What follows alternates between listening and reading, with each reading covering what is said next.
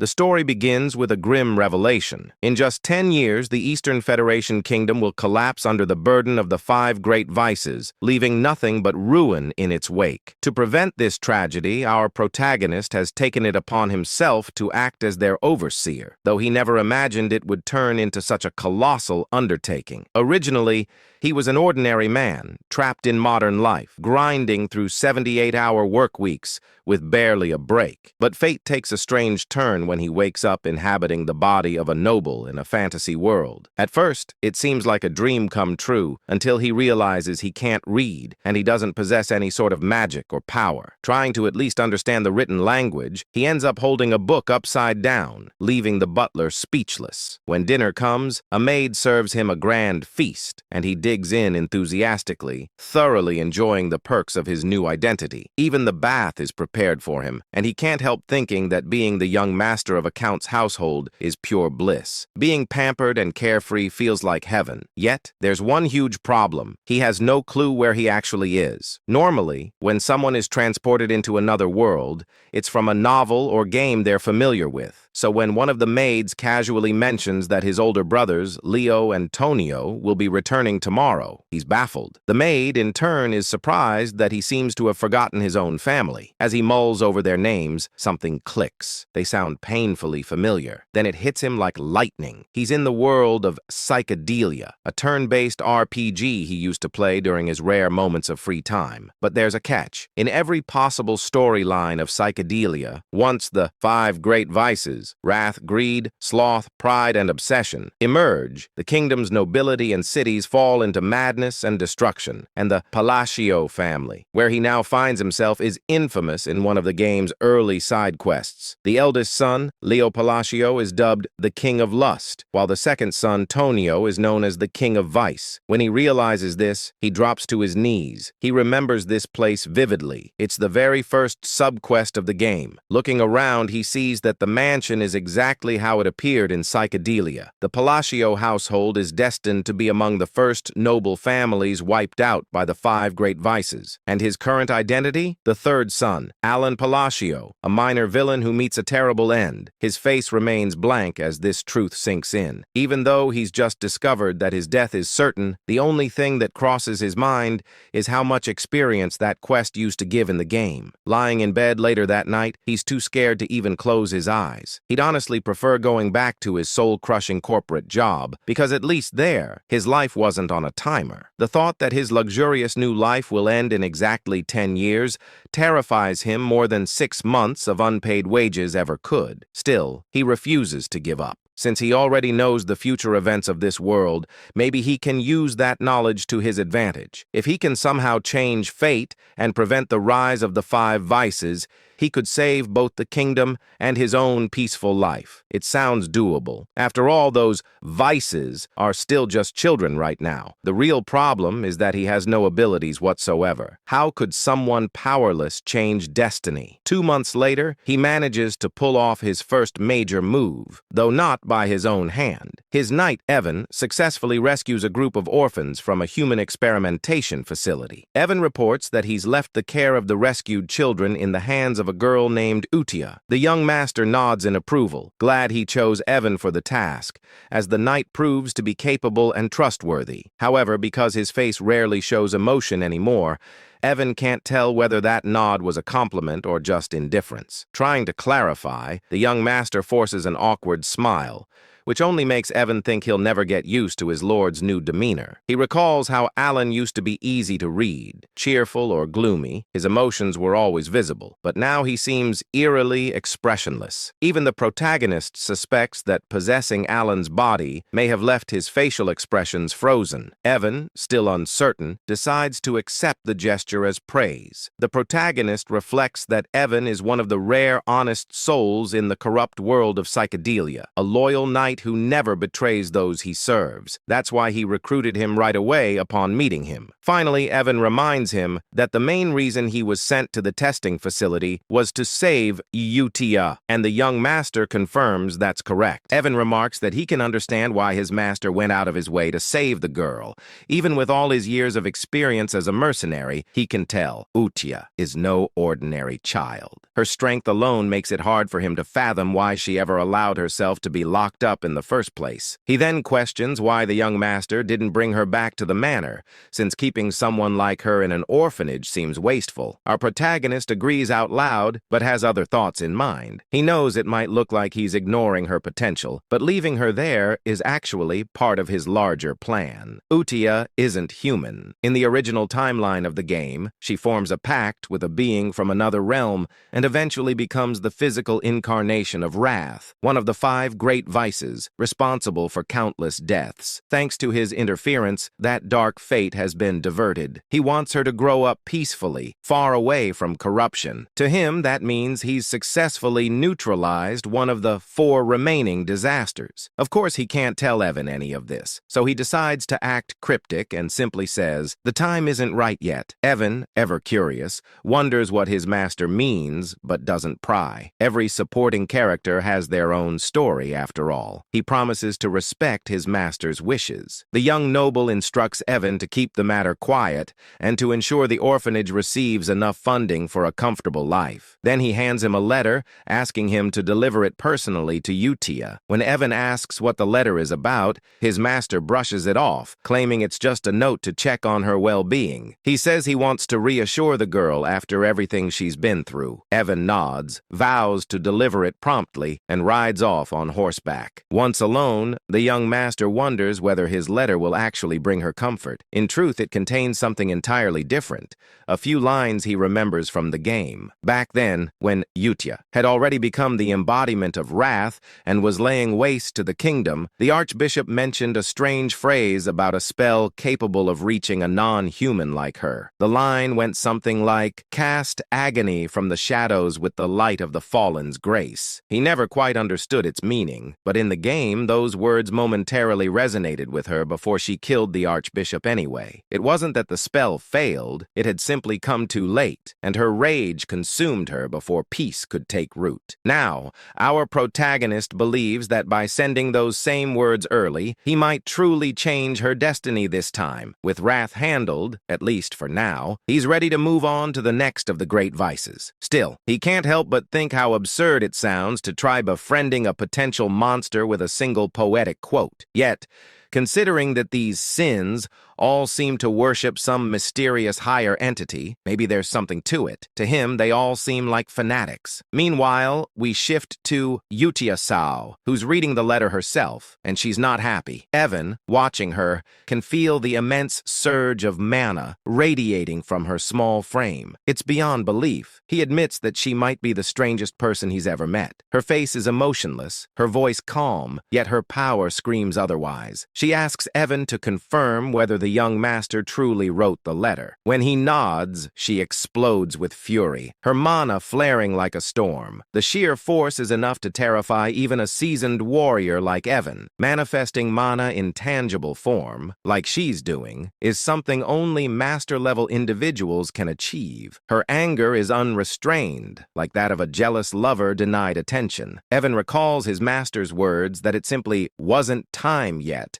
and blurts them out in desperation. Miraculously, that line works. Utia stills, interpreting the phrase in the letter as a hidden message meant only for her, a secret promise she believes only her master could have made. Evan stands there speechless, completely lost as to what's happening. Utia, still wrapped in her eerie devotion, declares that she understands him perfectly. Her demeanor is chillingly similar to a certain vampire-like guardian from another story. She is, after all, the daughter of monsters, the Scarlet Queen Utia, destined to embody wrath. Back at the manor, our main character feels confident that he's bought himself more time to enjoy his comfortable life. As he drifts off to sleep, he imagines the bright moon smiling down at him in silent encouragement. Before lying down, he places a primrose flower on his bed, thinking it's just a cute decoration. All he really wants is to live peacefully and luxuriously. Is that really too much to ask? Unbeknownst to him, in the Astria kingdom, primrose flowers are used in funeral rites, placed on the wounds or graves of the deceased. Symbolically, it's a terrible omen. The next morning, he's in the library, buried under falling books that seem to be punishing him for his illiteracy. He's currently researching the third vice, or as he likes to call them, the landmines. The process is frustrating beyond belief. Evan soon returns, reporting that they've successfully rescued another child,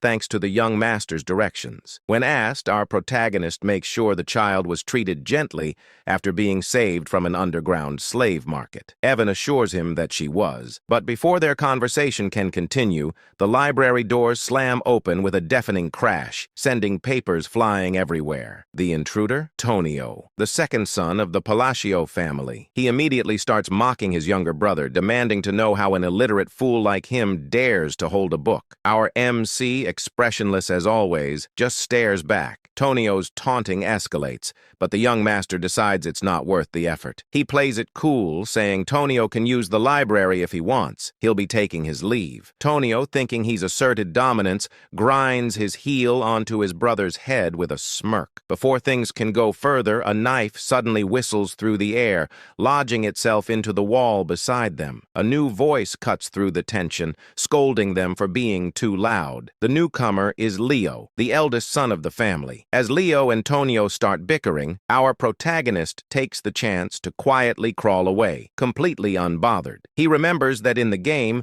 the Palacio family was wiped out early on, but seeing them in person, he realizes how powerful and dangerous they truly are. The two brothers are constantly at each other's throats, fighting over who will become head of the household. Leo controls the city's underground pleasure network, earning the title of King of Desire, while Tonio runs the region's largest drug ring, known as the King of Vice. Watching them fight, the young master decides there's absolutely no point getting tangled in their mess if he wants to preserve his comfortable lifestyle. And so, with his usual deadpan look, he literally crawls away from the chaos while Evan calmly follows, as if this absurd escape were the most normal thing in the world. As Evan adjusts his young master's hair, our protagonist silently vows to live happily, even if it means staying a powerless, incompetent, illegitimate son. A bit later, Evan comments that the second child they rescued didn't seem like an ordinary kid either. Watching his master lazily recline in his chair,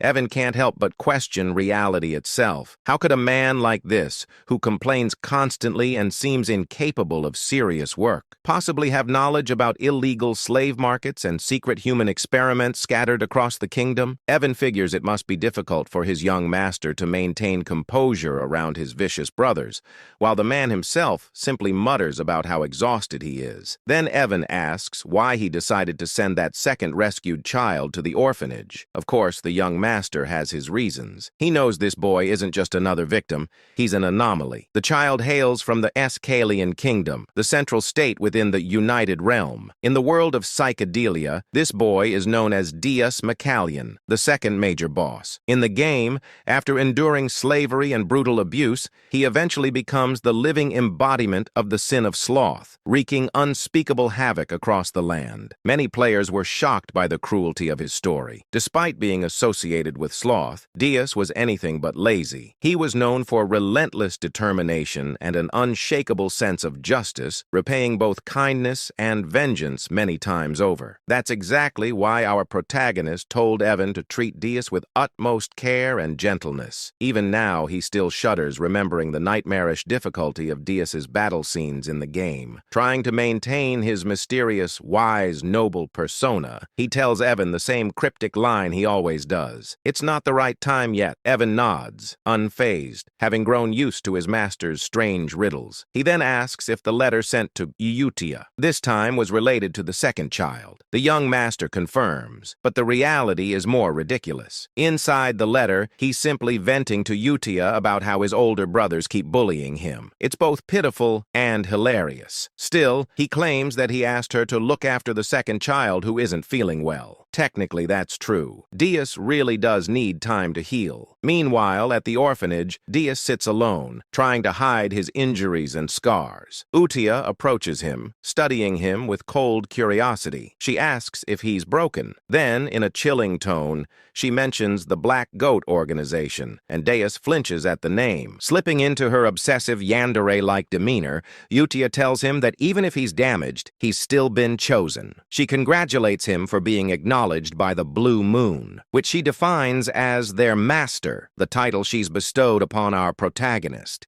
It's clear she's forming an organization centered around him, and she promises Deus that if he remains loyal, he'll have his chance at revenge. Hearing this ignites something deep within him, and his latent magic, or perhaps the authority of sloth, begins to awaken. Satisfied, Utia happily decides to write her first reply letter to their master, grinning far too brightly for someone covered in mana scars. Back at the manor, the young master is buried in books, still researching clues about the third child. That's when Evan bursts into the room with alarming news. The second son of the Palacio family is dead. Even though our protagonist knew this event was destined to happen, the suddenness of it still rattles him. The funeral is held immediately, and to everyone's disgust, their father arrives with 2 escorts on his arms. Watching the scene, the young master can only think, even for this messed-up family, that's too far. He muses that psychedelia truly is the definition of a dark fantasy.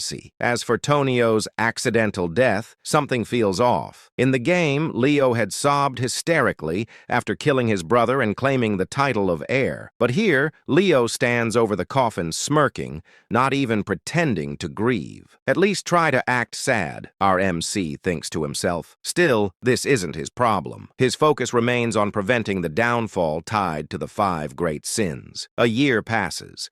Leo inherits Tonio's criminal network and transforms the chaos into a more stable, though still corrupt, domain. The Palacio estate grows quieter. During that time, Utia and the young master continue exchanging letters, becoming something like pen pals. He figures maintaining that connection will prove useful later. Utia writes frequent updates about the orphanage and the other children's growth. He's quietly proud, especially after noticing the sponsorship list keeps getting longer each month. Evan, munching happily on snacks, remarks that it's strange but definitely a good sign. Then he delivers the update our protagonist has been waiting for. They've located crucial information from the Intelligence Guild, an ancient text about the third child, the next landmine he must deal with. The young master nearly beams with joy. Finally, he can move forward. Everything seems to be going smoothly. Meanwhile, elsewhere in the kingdom, at one of Leo's drug depots, his henchmen brag about how generous their boss is,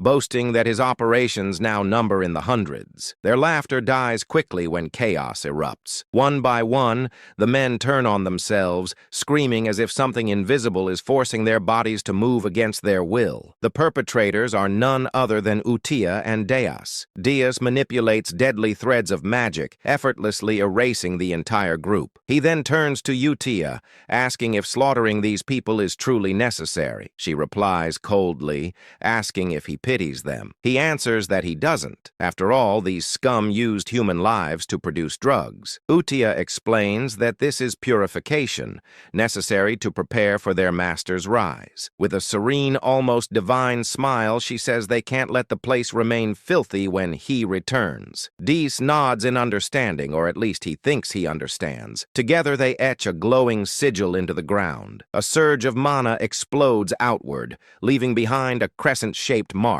As they ascend into the night sky, Utia declares that all of this is for their master, the Blue Moon, and that they are his sword and shield. 2 years pass since the letter exchange began. Evan has been relentlessly pursuing leads on the remaining sins, and now he collapses on the grass, utterly drained. A touch of his master's mana restores his energy. Evan announces that they've finally located the 5th child and safely placed them in the orphanage. For the first time in years, our protagonist feels genuine relief, though his expression doesn't show it, he's deeply moved. He's done it. He's saved all 5 children before their descent into sin. To celebrate, he rewards Evan with cake and tea, praising his dedication, finding the sin of greed. The 3rd child had been the hardest, but they managed it thanks to his insider knowledge from the game. Everything is finally in order. Evan asks why he doesn't seem happier. The young master insists he's thrilled, but his completely blank face betrays him. We even get a close-up of his smile, which is utterly non-existent. Evan just sighs. He's used to it by now. Reflecting on their progress, the young master admits he never imagined things would go this smoothly. In the game,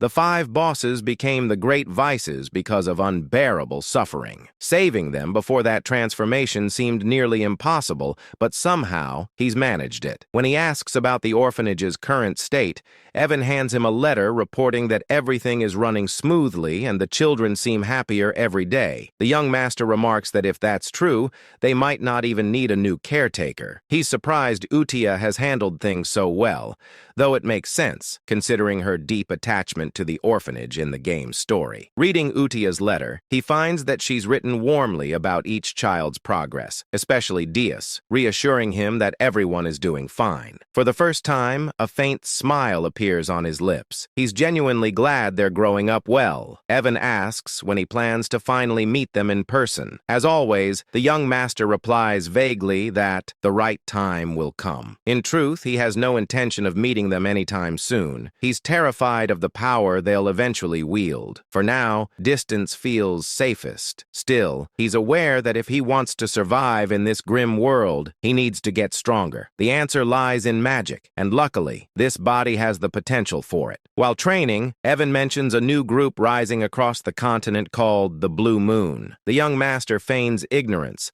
but Evan explains they've been targeting corrupt nobles and criminal rings. Outwardly, he praises them, thinking it's a good thing, but deep down, he's uneasy. He doesn't remember this group from the game. Evan jokingly warns him to be careful, since Blue Moon's next likely targets are the nobility themselves. The young master freezes, then nervously orders Evan to start sleeping in the room next to his, just in case. Meanwhile, at the orphanage, Utia convenes a Blue Moon meeting, the sin of Satyam pride. A girl named Sol Rang Di reports that she eliminated a group of slavers by decapitating them all. She boasts about playing a guessing game with them, promising to spare anyone who could correctly name her eye color. None survived. Then, Rena, the sin of greed, gracefully reports that all bodies were dissolved without leaving a trace. The organization is growing, and its devotion to the Blue Moon is only getting stronger. The sin of misophobia. Radin reports that he also wrapped things up in the south,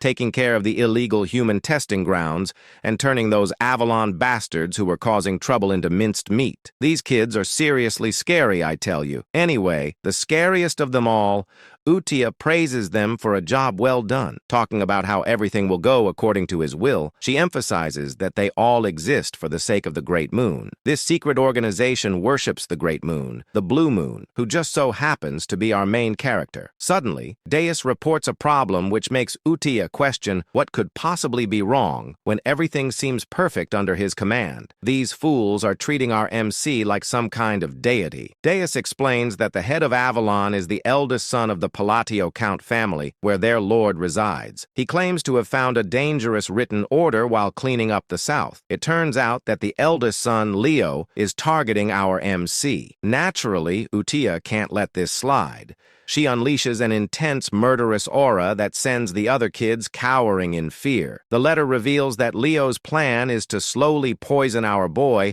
after eliminating their father, which sends Utia into a furious rage. Fast forward 2 years, RMC's father, Count Palid, has passed away, and just like before, his funeral is held almost immediately. RMC explains that while the official cause of death is heart failure, it's clear he died from an overdose. Meanwhile, at the funeral, Leo gets news that the Blue Moon has struck one of his facilities. Seriously, couldn't they have waited until after the funeral? Leo keeps asking if everyone was wiped out again. Our main character, who's just casually eavesdropping, realizes that his brother is becoming increasingly cautious about the Blue Moon. As the Count's funeral wraps up without a single tear shed, our MC decides he doesn't want to get tangled up in all this drama and quietly slips away just as his brother shoots him a planning glare. When Evan asks what our MC plans to do next, since it looks like that jerk of a brother is on track to become the new Count, our MC is already one step ahead. He's been packing his bags and tells Evan to do the same.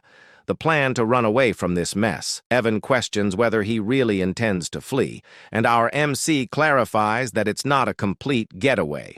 They're just heading downtown to lay low for a bit. When Evan asks if he means the town of Rodmill, our guy confirms it. He's been eyeing Rodmill for a while now, and it's a small town in the south of Paleo, making it the perfect hideout. Plus, he's timed it well since Leo has been giving him some seriously unsettling looks. Once they arrive in Rodmill, our MC actually starts enjoying life, whipping up some delicious-looking toast while Evan just goes along with everything like it's the most normal thing ever. But 3 days later, their peaceful existence is shattered when our MC is forced to return home for his brother's funeral. He can't believe he's back so soon. According to the game, Leo wasn't supposed to die yet. The cause of the death is a stab through the heart, which leaves our MC wondering who could have done such a thing. He tries to ask one of the servants about the details, but they scream in horror as if they're about to meet their end. It's not just that. All the servants are acting strangely, overly apologetic, and treating him like he's some kind of mafia boss. He can't help but wonder what's going on with these people. As he's making his way out, Evan catches up to him, and he asks him if he found out why the servants are acting so weird. Evan claims he did, and playfully wonders if our MC was the one who made the Avalon drug organization disappear overnight. Turns out Leo was the head of that organization, and now that he's gone, it seems like the whole thing vanished without a trace. We then flash back to the day our main character set off for Rodmill. Inside the carriage, Evan was curious, asking why he's heading to a small town like Rodmill instead of a bustling city. Our MC explains that a city is simply not an option for him. Rodmill is his ultimate destination, the end game in all his plans. He shares that his mission is straightforward: save the 5 great sins from their misfortunes to prevent the world from crumbling. Plus, since Rodmill isn't part of the original story and has a villa, it's the ideal spot for him. A villa is a separate estate, making it the perfect hideaway for a laid-back noble like him, where he can relax and do absolutely nothing. Honestly, I share that dream. If you like this video,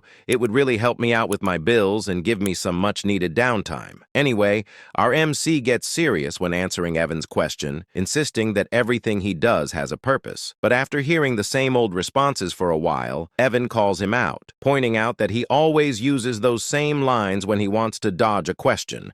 He tells our MC that he can't fool him anymore. Our MC is taken aback by how Evan has seen through his little lies. As their banter continues, Leo, who's been watching our MC drive away, contemplates whether he should kill him or not. According to Leo, it doesn't really matter if our MC lives or dies. He had already planned to poison him, but now that our MC has decided to leave for the border, Leo feels he has no reason to go through with it. Yet for some inexplicable reason, he still feels the urge to eliminate him. He instructs one of his henchmen, Alman, to follow the carriage. Alman, however, asks if that means he's supposed to kill the MC. This question leaves Leo baffled. Alman has never questioned him before, no matter what orders he received. He usually just follows them without a word. So for him to speak up like this feels a bit odd. Leo reminds Alman that his job is to obey him, but before he can finish, Alman lunges at him, stabbing him right through the heart. Leo, in shock, shouts out why Alman would betray him like this, but Alman simply replies that he enjoys playing war. We soon discover that Alman is actually part of the Blue Moon organization,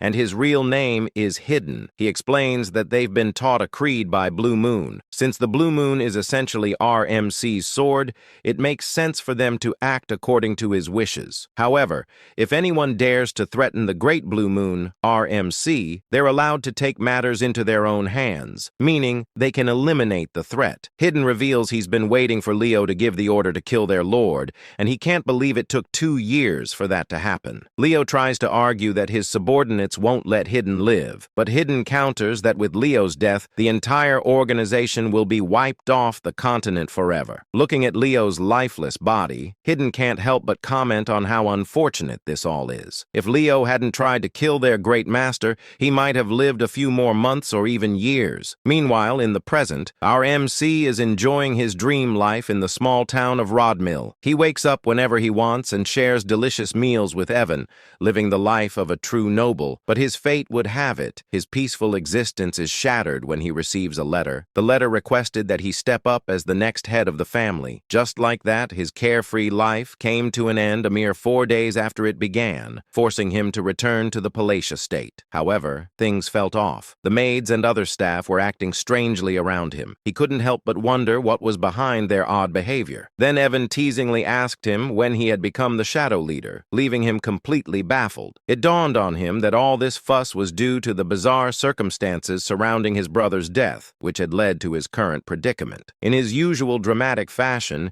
he started sobbing, pleading with Evan to help him understand why he was seen as the villain in this story. Evan pointed out that since he stood to gain the most from the situation, it was only natural for people to suspect he had a hand in his brother's murder. Right after he left the estate, Leo was killed, and our main character had the perfect alibi to step into the role of the next count. Realizing how his plan to avoid this mess had backfired, he felt a wave of frustration. But Evan tried to lift his spirits, explaining that with the drug organization, Avalon out of the picture, and his brother gone, he wouldn't have to worry about anything anymore. Evan jokingly added that in short, our main character was now the new shadow leader of the county, who had supposedly orchestrated the assassination of a swordmaster. Despite Leo's scummy reputation, he was still regarded as a swordmaster. Our main character began to ponder where to even begin, as he couldn't think of any organization capable of taking out a key figure in the underworld so swiftly. He asked Evan about the group he had heard hunted other organizations, to which Evan wondered if he meant the Blue Moon. Our main character speculated whether the Blue Moon could be behind his brother's death and the downfall of Avalon. However, Evan quickly clears things up, saying that according to the Information Guild, the Blue Moon isn't to blame. Instead of leaving behind bodies, the Blue Moon is known for marking the moon itself. That's just how it operates. But it's rumored that all the members of Avalon met their end with a sword through the heart. Evan can't help but tease our MC, joking that the road to hell has been opened. But putting jokes aside, our MC reflects on his game knowledge, realizing there shouldn't be any organization called the Blue Moon, which means they can't be responsible for this mess. But if it's not them, then who could it be? As he tries to piece everything together, the scene shifts to the orphanage where Utia is holding a meeting with the other great sins. She asks if everything went smoothly, and Reina, the sin of greed, confirms that she left no traces behind. Surang, the sin of pride, adds that there was no one left alive on her end, just corpses. Dias chimes in, boasting that he took out all 486 soldiers of Avalon. His magic is quite something, like a beautiful butterfly tangled in spiderweb. Then there's Rodon, the sin of misophobia, who also confirms that he cut down all the bad guys in half. Utia praises them for their work, but she's a pretty intimidating child. There are whispers that she's actually over 1,000 years old in the novel, but who really knows? That's how Avalon, the most notorious drug organization in the world that brought doom to the Asteria Kingdom, was wiped out in just 5 days. But suddenly, Rodon mentions that he doesn't think the cleanup was flawless. When Utia asks what he means, Rodon explains that he stumbled upon some intriguing documents linked to the nobles associated with Avalon, particularly the Altia Doctum, which has some deep ties. Hearing this, Utia's magic starts to flare up, and she tells the others they already know what she's about to say. It's time to wipe them out. Redden promises to handle it quietly. Moving on, Udikai then asks if the Information Guild is clean and whether they have any ties to Avalon. Rena confirms this, explaining that the guild matter is being dealt with separately from the other issue concerning the Blue Moon. Deiji, on the other hand, claims that all the guilds behave similarly, referring to it as the Hell Sword crafted by the Swordmaster. Hearing this, Reina inquires if she should keep tabs on our MC's movements, to which Udikai agrees, emphasizing that this entire situation must not reach that person's ears. She insists she has mentioned this multiple times, and they should all be aware of it. When she refers to that person, she essentially means our MC. Dias points out that since that person's family targeted them first, the order to eliminate eliminate them wasn't sanctioned by them. Upon hearing this, Yudia starts to panic. In her opinion, all their actions must be driven by a direct order from RMC. She claims they are essentially swords and a sword should never think for itself. She declares to the other sins that from this moment on, all members of the Blue Moon must only act on orders, and they should take this decree seriously. This leaves the other sins feeling a bit uneasy, as Yudia adds that they must never disappoint that person no matter what. Inwardly, Deus thinks he can't quite grasp any of this. For someone as powerful as Yudia to feel anxiety and restlessness simply because she's discovered by that person seems excessive. But nevertheless, he tells Yudia that he understands. They conclude their meetings by chanting that everything is for the Great Moon, which is essentially afraid how the Shadow Garden from Eminence in Shadow wraps up their meetings. Meanwhile, back to our MC, he finds himself buried in paperwork as the new Count of Palacio. He explains that after his brother's funeral, he faced a full month of endless duties, and he feels overwhelmed by them. He starts shedding some tears, lamenting that he just wants to loaf around and do nothing. This fool even claims that's what it means to be a noble. Anyway, he couldn't help but think that even though he had made quite a few enemies, his brother Leo's death was supposed to happen 6 years from now. But with the strange circumstances surrounding all his brother's deaths, everything shifted. And now all the family responsibilities had landed on him as the sole heir. Just then, a few ministers from the county walked in, bringing even more paperwork for him to deal with. He closed his eyes and started to wonder why everyone in the county suddenly seemed to be working so hard. Back when his father was still the count, they would slack off and treat work like a rainy school day. He waved at them, signaling to drop the paperwork on his desk. But in the minister's eyes, he was radiating a deathly aura. They began to worry if they had somehow angered him, with some even vowing to work even harder to avoid any consequences. He was a secret mastermind who would eliminate anyone who displeased him. But having been a former workhorse himself, he wasn't handling all this pressure very well. He wondered if it would be possible to get the ministers to do all the work for him. Later that night, Evan was a bit shocked to find out that our boy had reached the 2nd tier in magic after just 2 years of self-study in poisoncraft, which meant he was quite talented and not shy about showing it. The little rascal was casting spells all over the house. Normally, it takes about 4 to 5 years of instruction to reach the 2nd tier in magic, and it often requires a natural talent as well. Our protagonist agreed that his magical talent was pretty decent. Deep down, though, he knows he's been practicing hard for self-defense because something just doesn't feel right. To wield magic effectively for protection, one must have perfect control over their mana, just like he's managing to do at this moment. Still, he can't help but wonder what good his magic is if it's only half-baked. He insists he's tried every type of magic this fantasy world offers, and at first, it was thrilling. He thought that mastering magic would mean he'd have nothing to fear, but now it feels more like he's scrambling to learn magic just to save his own skin. That's when the harsh reality hits him. His mana capacity is alarmingly small.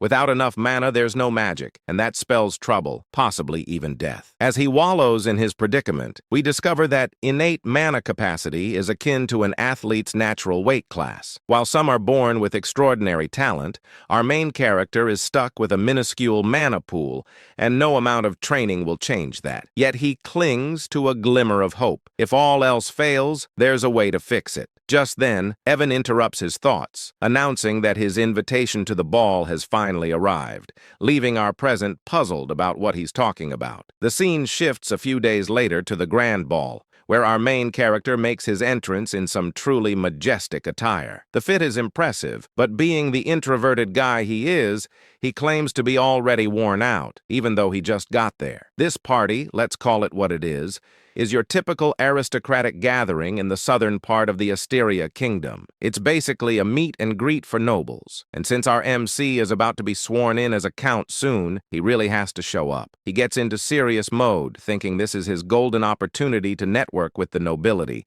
which is crucial for his ultimate goal of living a peaceful life. But soon enough, he realizes that making those connections is going to be a lot tougher than he thought, as everyone seems to be fleeing from him in sheer terror. He even tries waving at them, but they literally just run away. Evan, his friend, tries to lift his spirits, telling him not to be down, But our guy insists he's not upset at all, even if his expression says otherwise. He tells Evan he expected this reaction and vows to try harder as he heads out on his own. However, our protagonist seems a bit clueless about what's really happening. He thinks the other nobles are looking down on him for being a low-class noble without any backing, and he's not entirely wrong. The current Palacio household is indeed filled with troublemakers, like his two older brothers. Picking up a wine glass, he assistants himself that he didn't come to the ball without a plan and is determined to unlock the social skills he's been secretly honing. He starts talking aloud about the wine's unique aroma in an attempt to spark a conversation, but due to a mysterious condition that makes it hard for him to show emotions on his face, he ends up looking quite villainous, especially when he tries to smile. He tells a lady he'd love to have some bottles at home, all the while thinking his smile is perfect. But in her eyes, he resembles a demon king, and she bolts,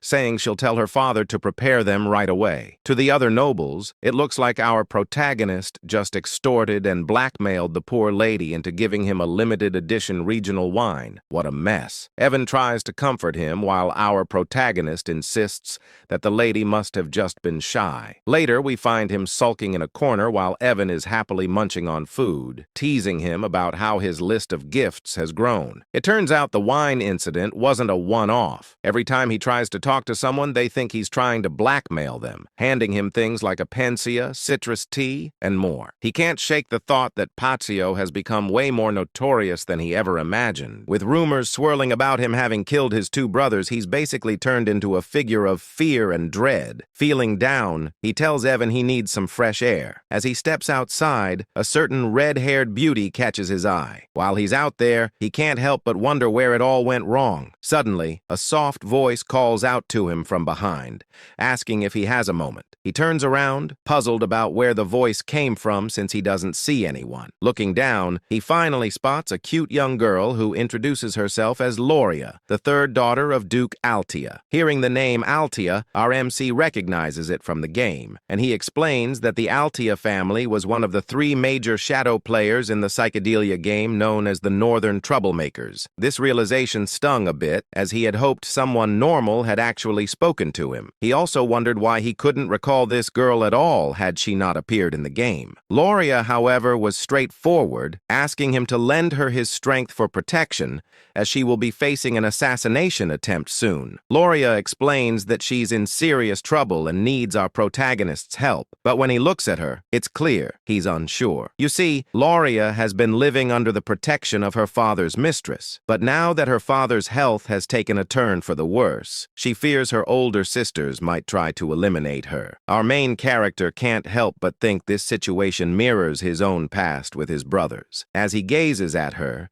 it dawns on him that the reason he didn't recognize Loria from the game is that she must have already been dead and never made an appearance. Loria, looking as adorable as ever, pleads for his assistance, claiming that with his abilities he could really make a difference. But our protagonist firmly turns her down. She insists she's not coming to him empty-handed. If he saves her, she promises to share half of the Ultia family fortune.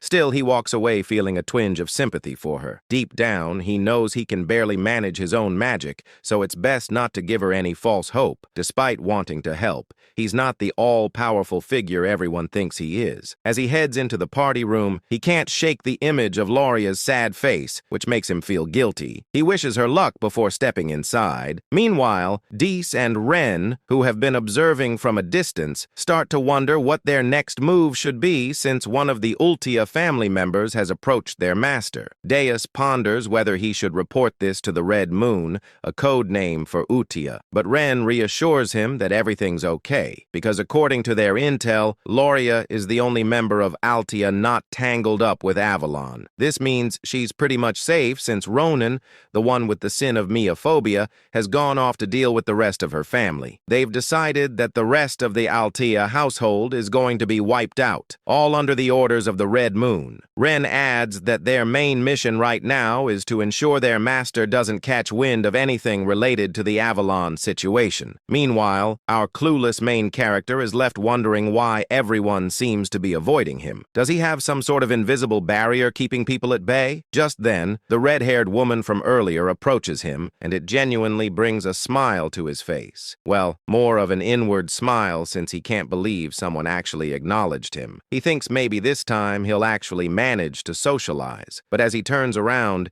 he realizes she's not just any ordinary woman. She's another shadow player. Looking at her, he recalls seeing her face in the game, and it hits him that no normal person would approach him first unless they were trouble. He greets her, calling her Lady Zenonia, which surprises her. How does he know her name? Our protagonist explains that she's quite famous in her own right. In the Asteria Kingdom, there are 3 prominent shadow player families: the Altia in the north, the Patio in the east, and the Zenonia in the west. This stunning, curvy lady is introduced as the eldest daughter of Count Zenonia, Clea. She asks him if she's really that well known, and he explains that while Kalea Patio runs a gang, the Zenonia family operates more like a clever criminal syndicate. Just thinking about it makes him shudder. He insists that what he really needs are some solid connections to help him maintain his peaceful, noble life. For the sake of that easy life he's always dreamed of, he believes he must steer clear of this curvy, stunning woman who seems like trouble. With a respectful bow,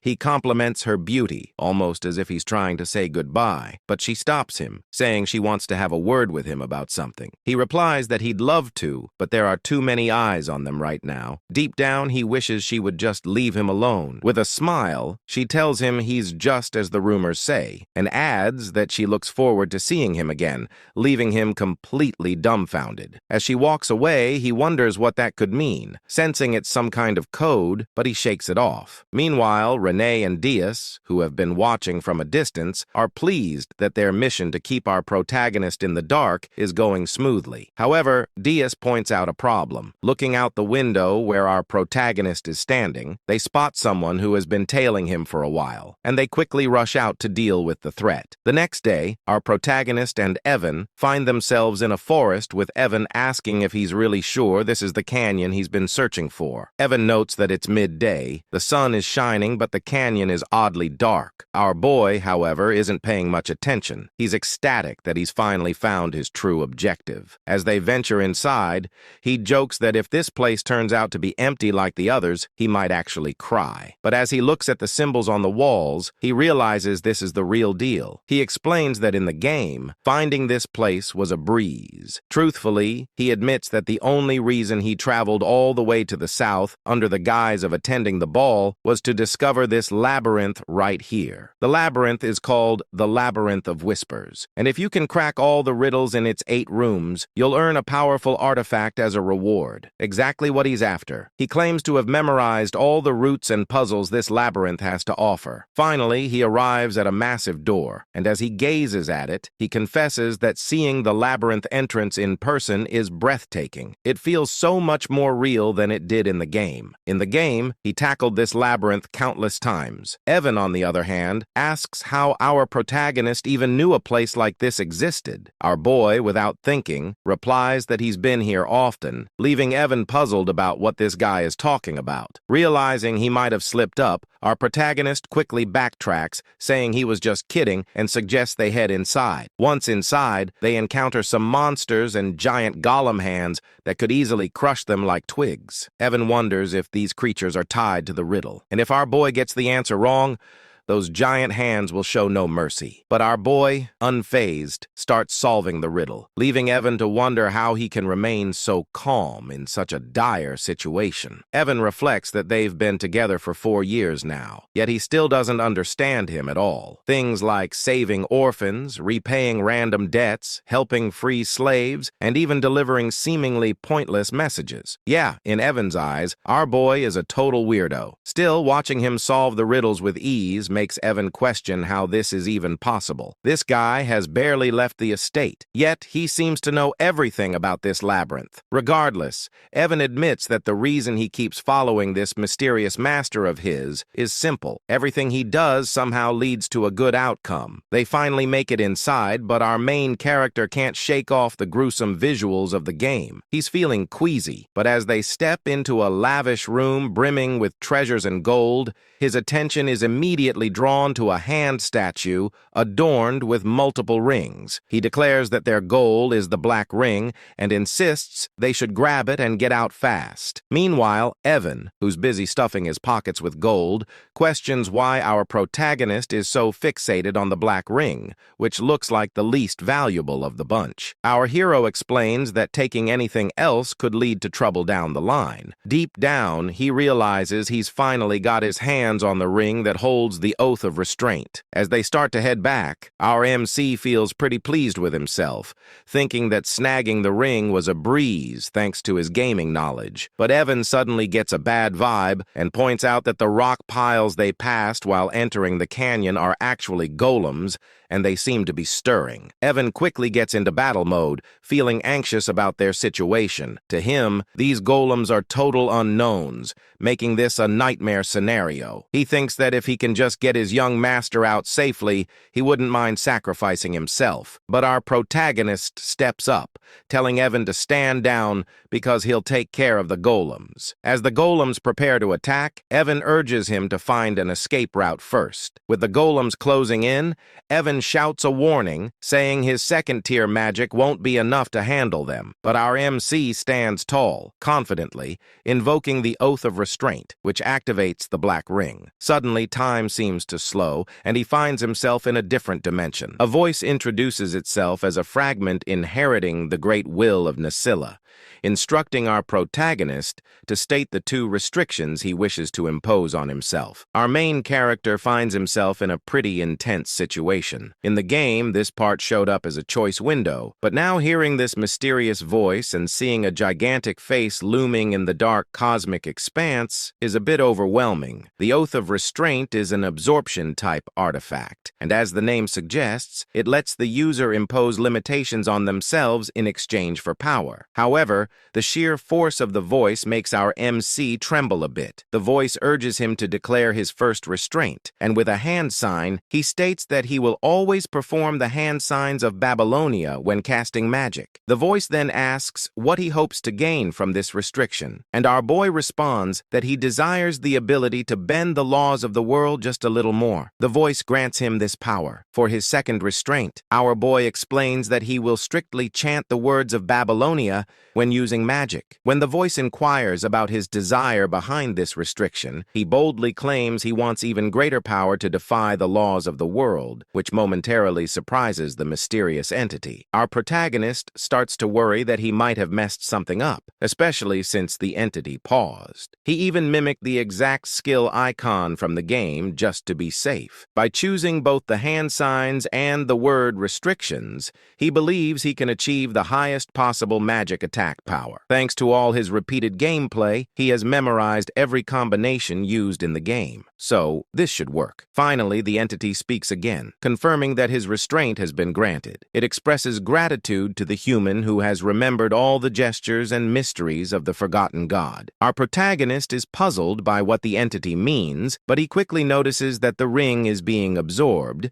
indicating that all the restrictions were successfully applied. The entity concludes by telling our MC that it will always be watching over him as the one who will inherit its will, whatever that means. Just then, time seems to start flowing again, and it's right as the golems launch their attack on our MC. Evan tries to reach him, but our hero, unfazed, begins to cast his magic. He can't help but chuckle at his own spell, thinking how in the game it looked so impressive and powerful. But now, thanks to his meager mana, it's just so small. He gathers it in his hand, reflecting that no matter how hard he pushes himself, this will always be his limit. But hey, it's time to test out his new restraints. I have to say, his magic looks majestic. Maybe it's the pose. Anyway, he starts chanting, with the first word being refraction, which makes his magic begin began to take shape. Then comes repulsion, causing it to swell in size, transforming into a stunning blue light of electric magic. The magic ball is massive. Using hand signs, he adds another chant for direction, and finally, he unleashes it. The way he does it is so grand,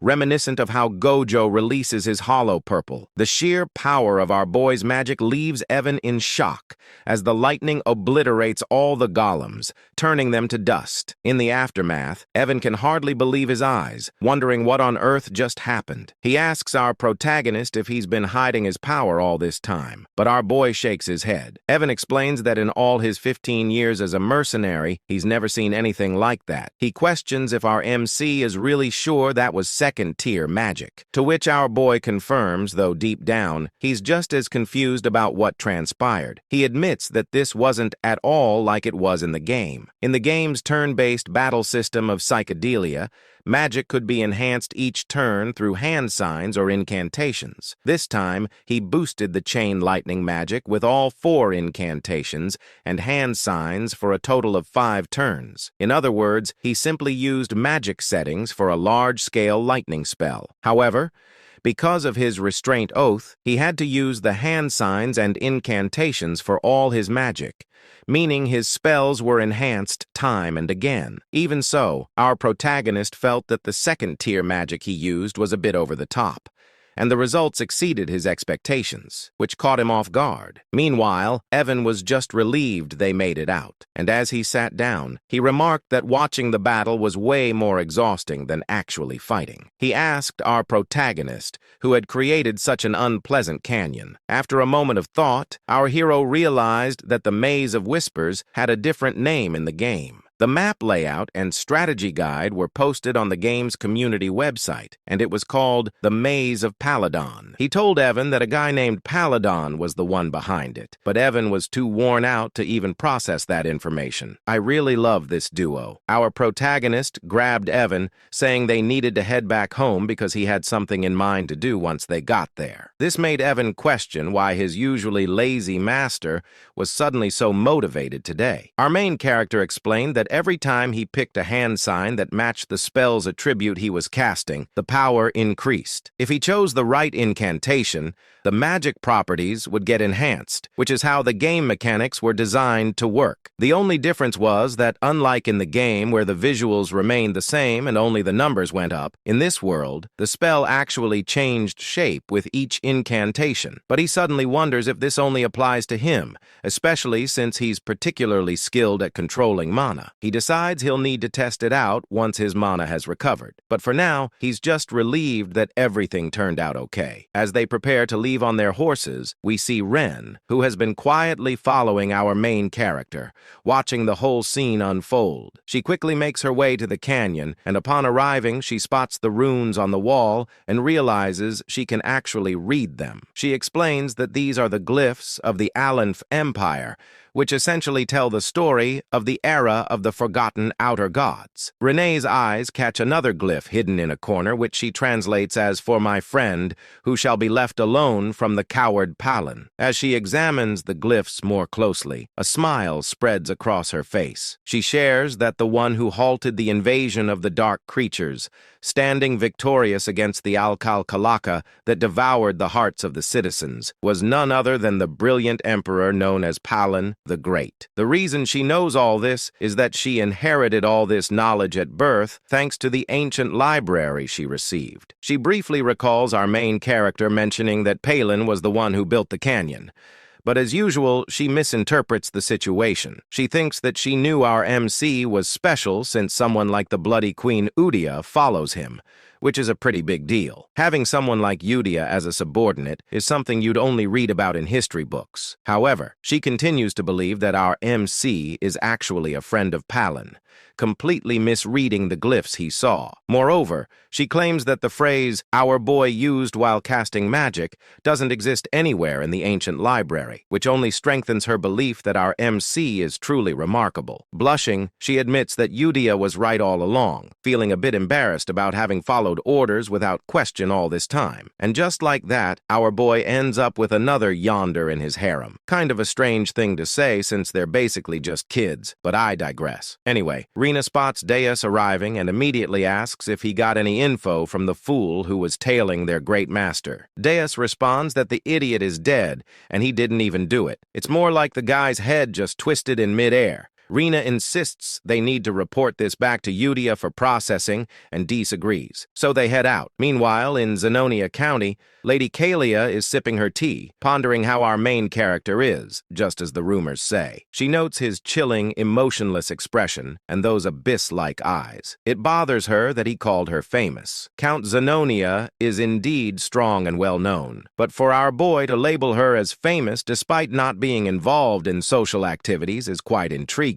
What's really going on here is that Kalia is the true mastermind, using black magic to control her father, the Count, making her the real head of the family. The fact that our boy called her famous makes her think he might know something about her secret, which terrifies her since no one is aware that she's turned her father into a puppet. She recalls how our boy mentioned there are too many eyes on them, which she misinterprets as him having discovered the person she had following him. Now, that's a classic case of misunderstanding, like something out of an Eminence and Shadow scenario. Suddenly, Klaya gets a call from one of her servants who says there's a problem. Well, she asks what's going on, and the servant insists that it's better for her to see it for herself. When she heads to her room, she discovers that the person she had following our boy is dead. The servant explains that since the seal on the body didn't activate, it means he didn't spill any secrets. But Klaya quickly points out that the person who killed her man must have intentionally brought him to her room. Frustrated, she starts questioning how our boy figured out she was the one who sent this guy to tail him. And just like that, our boy gets misunderstood once again. At the grand halls of the Alta Ducal estate, the scene unfolds as Loria walks through the quiet corridors, her face heavy with disappointment and fatigue. Her mind drifts with thoughts of regret and realization. As expected, she knew he was not someone to underestimate. The distinguished one of the underworld, a man who possessed cold eyes, much like her father's. He was the kind of person she must never make an enemy of. Once he had been her last lifeline, but she knew he would never accept a deal that could bring him significant losses. All her assets and power had been stripped away by her sly siblings.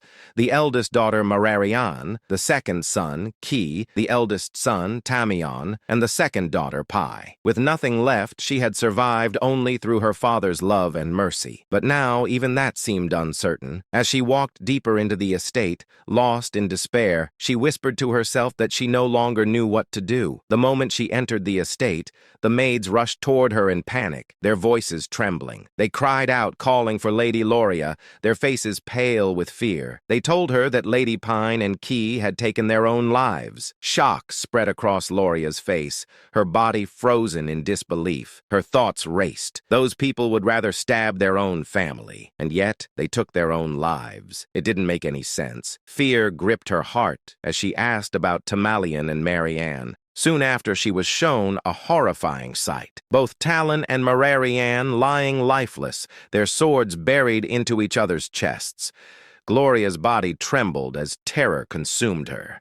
Her mind screamed with confusion, wondering why and how such a tragedy had occurred. Meanwhile, outside the Altia estate, Radan was seen leaving swiftly, a faint smirk curling on his lips as he muttered to himself, "Successfully eliminated." Gloria's mind flashed back to Alon's earlier words, the ones that had hinted that good things would soon happen. Remembering that, she felt an icy dread run through her veins. A realization struck her. The true mastermind of the Count's household, the one who had hidden his claws and waited for the right moment to seize power, had finally made his move. This was exactly what he meant. Now she had become the only successor in the ducal family overnight. A bitter laugh escaped her lips as she wondered what kind of monstrous devil she had made a pact with. But she knew there was no going back now. Those who betrayed him had already met terrible fates. There were too many precedents. She told herself that she must walk the path she had chosen, no matter how dark dark it became. A sudden determination lit up her eyes. 2 months later, a grand gift arrived at Duke Aaliyah's estate, addressed to Alon. Upon seeing it, Evan's eyes widened in surprise.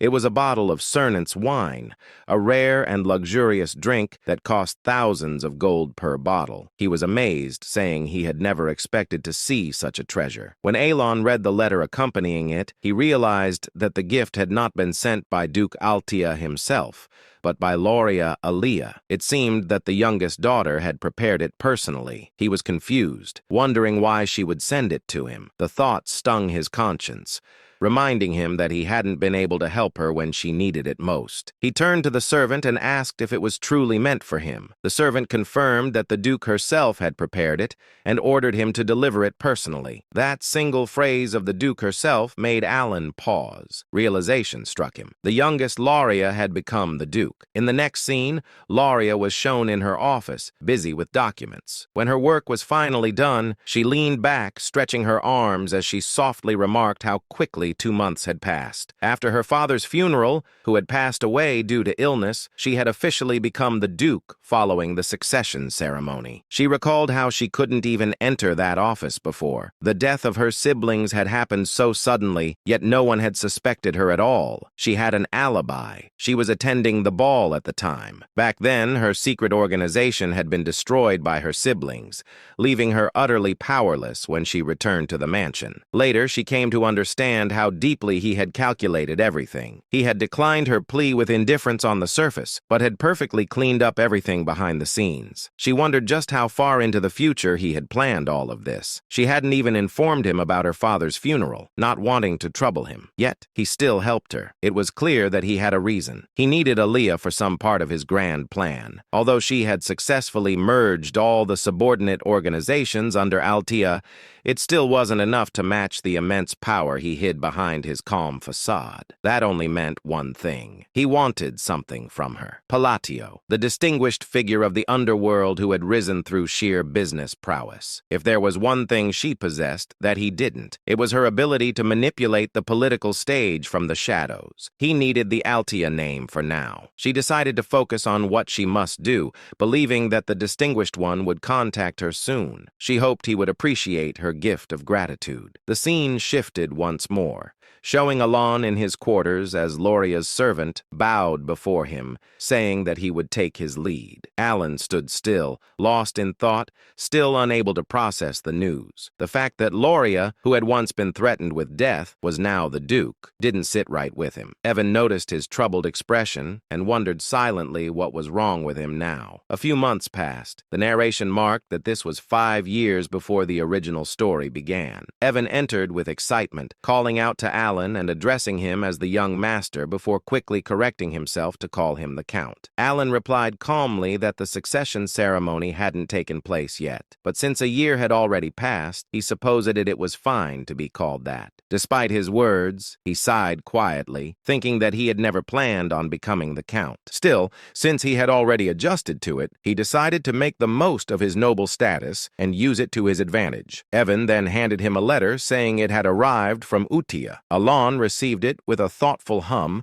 asking if there had been any information found about the assassins who killed Leo. The two men walked into the library, and as they took their seats, Evan responded that nothing had been revealed yet. The Information Guild was still investigating, and they would have to give it more time. He then looked at Alon curiously and asked what his next goal would be. Assuming that revenge was not his intention anymore, both of them sat in silence within the Grand Library. Alan sat in deep thought, realizing that all the things that slightly differed from the original game were probably butterfly effects caused by his own actions. Accepting this, he decided that he would simply be prepared for any unexpected events that might come his way. Evan, observing him, remarked that he suddenly sounded like a real count. Alan responded casually and brushed it off, but his curiosity soon drifted to the letter he had received. He wondered what Utia had written this time. Opening the letter, Alan began to read. Utia had written warmly, asking if he had been well. She mentioned mentioned that, as always, they were all doing okay and that everyone was pursuing their own hobbies. Dios's puppet shows had now reached a professional level, while Cioler loved to play and learn with her friends. Reinar quietly spent her days reading and making things, while Radan had developed a new hobby of tending his garden. As Alan read the letter, a gentle smile spread across his face. The routine of exchanging news every month had become something familiar and precious to him. It warmed his heart more and more each time he received a letter from them. Though he had never seen their faces, knowing that they were all growing well brought him a deep sense of contentment. The smile on his face was something he couldn't help but wear. A sudden realization struck him as he thought about it further. The 5 of them, the children, were already old now. Evan, noticing his expression, responded to his sudden thought, saying that they were ready to step out into society. Some of them even left the orphanage earlier than expected. The ones Alan had once ordered to save had now reached that age. Alan realized that the 5 from the orphanage were no longer the small, fragile children they used to be. They had grown. He quietly acknowledged that it was time to let them go. Evan seemed surprised, reminding him that he had placed them all in one place because they had been wounded. But Alan calmly reasoned that there was no need to do that anymore. The time had come to let them go. He thought to himself that he had cared for them enough to ensure they would not awaken as deadly sins, and because of that, they should be fine now. Evan agreed, noting that since they were all in good health, it was time to move forward. Alan's mind drifted toward his knowledge of the original game. Each boss battle had a rough outline of its setting revealed through narration. Utia possessed the talent of faith. Dios had the talent of the sword. Rina had the talent of studying. Seorang had the talent of a fighter. Roden had the talent of an apostle. If they used their talents in the right fields, they would surely thrive. The thought filled him with satisfaction as he mentally declared it a perfect plan. Feeling determined, he decided that while he was at it, he should also prepare a gift for each of them. He had planned on giving them gifts anyway, and now seemed like the right time. As evening arrived, his work for the day finally came to an end. Evan stretched and exclaimed with relief, saying that he would step out for a while before returning soon. Alan waved him off, bidding him goodbye. Alone in the quiet office, Alan smiled to himself, wondering if he might one day receive something back from them once. They became successful and influential. His thoughts softened as he hoped his letters would guide the children to step confidently into the world. Meanwhile, in another scene, Utia received Alan's new letter. Gathering everyone around, she announced that the orders had arrived. This time, however, the message had been delivered to each of them individually. The group grew silent, reading their respective letters with focused expressions. Though Seorang couldn't contain her excitement, her eyes sparkled as she eagerly unfolded her letter, marking the beginning of another chapter in their intertwined fates. Meanwhile, Yisha finished reading the letter sent by Alan. She announced excitedly to everyone that new orders had arrived. This time, Alan had delivered them individually, which surprised all the members. But before anything else, Yusa suggested that they should read the previous letter as well. Since the new instructions seemed to require a high level of attention, Xiang spoke cutely, mentioning that only Yusa had been able to read the earlier letters. Yusa explained that since Alan had given each of them a personal order, it meant he had decided it was time for everyone to see the contents themselves. The letter written by Alan made Seorang and the other sins react like curious kitten. Seorang clumsily repeated the first line of the message Alan had written. "How have you been lately? It seems you have many talented friends. If you need anything, let me know." Renee commented that it sounded like ordinary small talk, but Yusa smiled. She understood that Alan had intentionally kept the opening simple. After the greeting letter, this was the first true order he had issued. He had defined the elimination targets, assigned missions, and instructed them to report the results afterward. It was during this time that he entrusted Blue Moon to her. As everyone could see, he had personally chosen each of them, and all the sins were excited to meet him. Deus nodded and said it made sense. This prevented information leaked. She remembered her first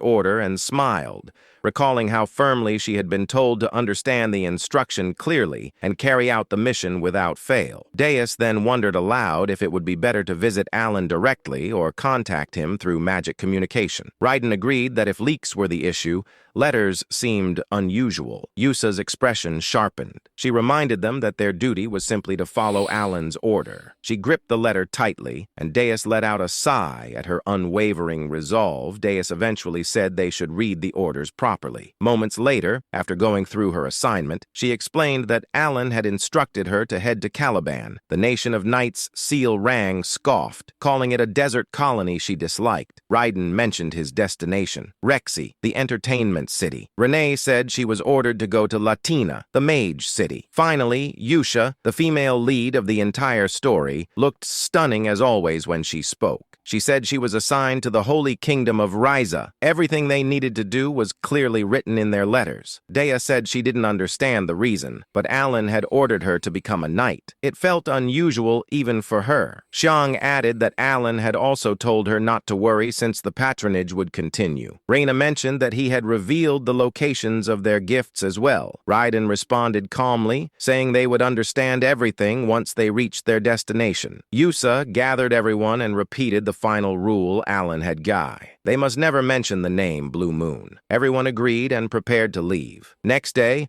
all the members assembled and departed to carry out Alan's orders. 3 months later, inside his office, Alan sighed. As expected, there was no noticeable change in the field of magic. He continued reading advanced magical texts to increase his capabilities and muttered that he would have to experiment on his own, ridiculous as it felt. Suddenly, he looked at his knight, Yuan, and asked what he was doing. Alan then remembered something and questioned him about the investigation into the killing of Leo. Yuan replied that the Information Guild still hadn't found anything. Alan seemed surprised for a moment and asked if there was anything else to report. Then he whispered under his breath that the butterfly effect caused by saving the 5 deadly sins had already gone out of control. Even Lyra, who was never supposed to appear in the storyline, had become the Duke of Ayla. The thought distressed him. She was expanding her power and influence at a terrifying pace within the underworld. Alan let out a tired chuckle and told Yuan they should stop investigating the Ascension altogether. It was dull work, and he already had far too many responsibilities piling up. Yuan looked at him with surprise and really master. Alan explained that the entire situation was clearly the result of his own ignorance. In a place like this, almost nothing escaped the network of the Information Guild. Even he felt uneasy about it. If he tried to uncover things he was not meant to touch, the consequences that returned to him could be far worse. He muttered that if an unexpected complication led directly to death, then the investigation was meaning. In the end, organizations like that wouldn't harm him as long as he didn't interfere with their affair. He clarified to himself and to Yuan that there was no reason for any secret group to target him unless he approached them first. That was why he believed there was no point in continuing the investigation into Leo's death. Yuan nodded and agreed to inform the guild to stop. Then he suddenly remembered something. Right, there's another piece of news, he said. Apparently, Deus has been appointed as a knight in Caliban recently. Alan looked up in surprise. Really? Good for her. 3 months later, Yuan entered the room carrying snacks. Count, there's something else, he said. Apparently, Deus has created an entire knight order. Alan straightened. A knight order? Then she must be at least expert level or higher. Could she already be at the level of a sword master? Yuan replied that Deus had indeed reached the level of sword expert. Alan thought quietly, noting that it hadn't been long since she was first appointed. Students across the continent were now talking about it, claiming the world would see a 5th Master Knight within 10 years. Alan raised an eyebrow. Deus, the future Master Knight. You mean the one they call the Sword of Caliban? Yuan chuckled. Yes. She's incredibly talented. Caliban must be in an uproar because of her. She keeps gaining more recognition and followers with her swordsmanship. Alan silently admired her progress. 6 months later, Almost a full year had passed since the 5 deadly sins left the orphanage. Alan had slowly grown accustomed to the responsibilities of a count when Yuan rushed in again with news. Count, something very recent just came in. Alan asked what it was. Yuan replied, Deus officially become the Sword of Caliban. Alan froze in place. That meant one thing. She had become the 5th Master Knight. In the next moment, Alan said calmly that only a sword master could become a Master Knight. He explained that the sword master of Physidalia was a superhuman who had surpassed the aura blade and unlocked a unique ability known as deviation. He looked at Yuan and asked if he was really saying that Deus had become a sword master. Yuan interrupted and clarified that she was about to reach that level. She hadn't created her deviation yet, but the nation had granted her the title of Master Knight regardless. Not only had she defeated the 4th sword in a duel, but Caliban had also lost one of their Master Knights to the northern barbarians. Alan thought for a moment and acknowledged that the two sides had been at war for more than a decade. Yuan continued, realizing mana and learning to control it took around 5 years, while creating a deviation usually required decades. The first sword, Reharnet, had been 32 when he became the youngest Master Knight in history. He had wielded a sword since the age of 5 and was unmatched in strength. Even with that talent, it had taken Reharnet over 20 years to reach that level. Yet now, a child who once knew nothing about swords, Deus was becoming a Master Knight. Alan's eyes widened. So, if she's only waiting for her deviation, does that mean she has already surpassed Reharnet? She might reach Swordmaster status soon. A small smile appeared on his face. Maybe I can benefit from her sooner than I thought. Yuan quietly took note of his reaction. Alan looked at the letter with surprise and murmured that perhaps he couldn't do anything more. But Yuan immediately insisted that he should not blame himself. Alan held the letter again and explained that he only ever received letters from Yusha. Even after she left for the Holy Kingdom, she continued to send them regularly.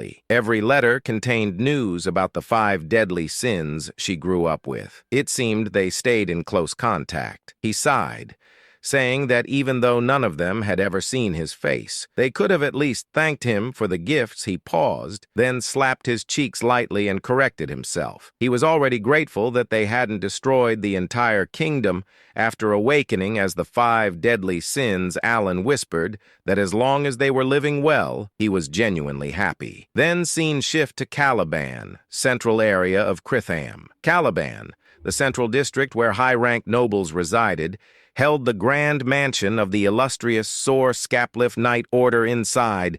Countless knights practiced their swordsmanship. At the top of the hill stood Deus, now in full knight uniform. He looked immense, calm, and strikingly handsome. His title echoed across Caliban. Deus Mark Lane, captain of the Sor Scapliff Knight Order, youngest Master Knight in history. A girl suddenly waved at him with joy. Brother Deus smiled back. He looked far older and more composed than in his childhood. He smirked softly, thinking that even after a full year had passed, the memories still made him feel embarrassed. He remembered the day he lost everything to the black corruption, how his sister fell into darkness. Deus had been consumed with uncontrollable rage trying to protect her. His hatred dragged him down repeatedly to the point where he was nearly imprisoned. He had completely fallen into the dark. The fact that the great moon saved his life wasn't reason enough. He had sworn his allegiance out of desperation, believing it was the only path left. He thought of Yosha's voice and reminded himself of the promise he had made to take revenge with his own hands. Working under Blue Moon placed him in countless dangerous missions. He never complained, never hesitated. Each assignment became a stepping stone toward facing the black forces. After several years, he finally received his first personal order. When he opened the last letter, he had been confused. The order was different from anything Blue Moon had given before. It led him to a small inn in southern Caliban, where he was told to retrieve a gift. At first, it didn't excite him. Gifts meant nothing to someone who had lost everything. But when he arrived at the location, Deus instantly understood what his master Alan had been trying to give him: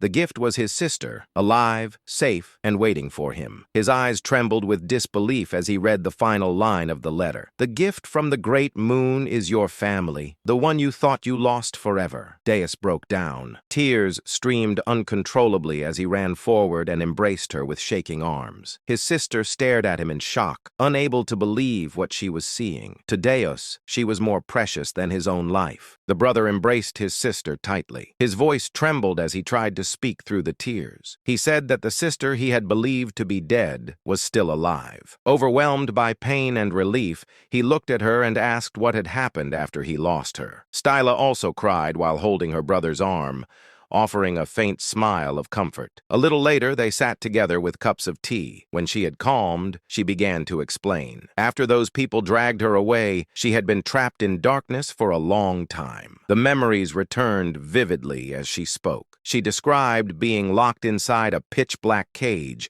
waiting for the moment she would be taken out to be killed. When her turn finally came, someone terrifyingly strong appeared. That person grabbed her hand and pulled her toward the light, allowing her to escape and survive. Years later, when she was nearly sold to a slave merchant, another powerful figure protected her again. A blade cut through the attackers, saving her a second time.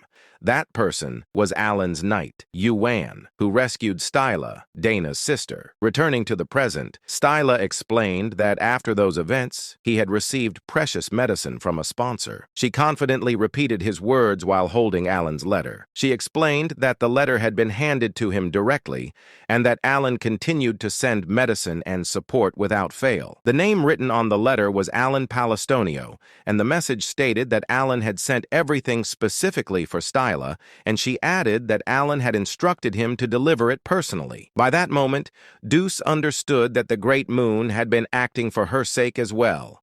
He already knew how precious she was to him, and she cheerfully said that the great sponsor had helped her more than she could ever express. She felt deeply grateful for everything he had done. Alan had supported them through his knight Yuan because he wished to keep his true identity hidden. Deuce, however, was stunned. Shock spread across his face as he whispered that the Great Moon had been protecting her under his own name. He could not understand how the Great Moon even knew about their situation. He stated that he had never spoken about his family to anyone. Only Yosha had noticed the black lamp that once targeted him. He grew serious, gripping his own shoulders as he asked himself how the Great Moon knew everything. Everyone recognized the Great Moon as the unparalleled prodigy behind countless stories, someone who seemed aware of every hidden truth. At the same time, memories flickered inside Deuce's mind. Moments connected to Yusa. Confusion and disbelief pulled at him like threads snapping together into a single picture.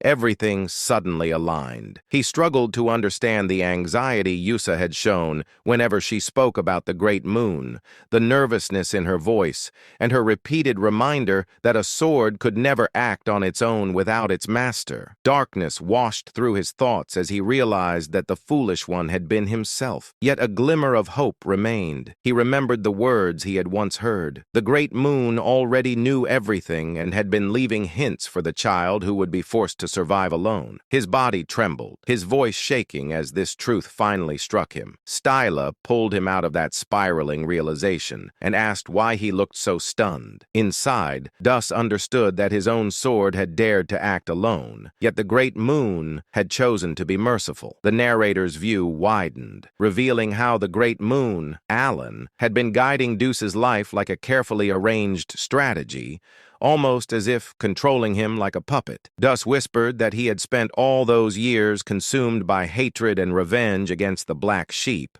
never realizing the truth behind everything. Danis looked at his sister. Her cheerful expression carried the brightness of someone who had emerged from a long, terrifying darkness. She had survived, saved the Great Moon, and protected their family. To him, that survival felt like a gift beyond measure. His thoughts twisted again as Yusa's words echoed in his mind. She had always told him that one day he would understand why she followed the man who was truly terrifying, the Great Moon. Danis realized realized she had never been a fanatic, nor someone who clung to blind trust. She had earned Caliban and become a knight through her own will, and yet she prayed to Alan as if he were a god. Now Vanuz finally understood why. Determination tightened his expression. He declared that his mission was to reach the pinnacle of Caliban, to stand as a master knight, and to create a personal knight order composed of the finest swordsmen devoted to the great moon. He also understood why Yusa always said that Alan was her god and lifesaver.